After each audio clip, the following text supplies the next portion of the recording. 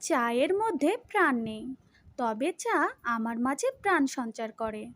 আর সে চা যদি হয় মাল্টা চা, তাহলে তো কথাই নেই। আপনাদের আজ বানিয়ে দেখাবো মাল্টা চা। এর জন্য প্রথমে লাগবে একটা মাল্টা।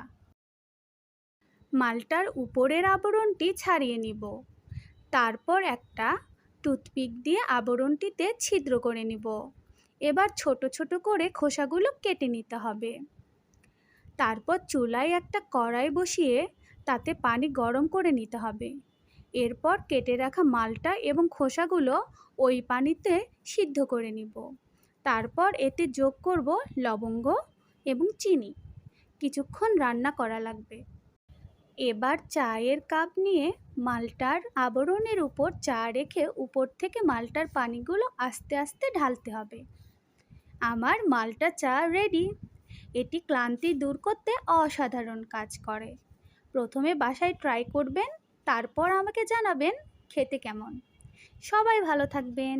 টাটা।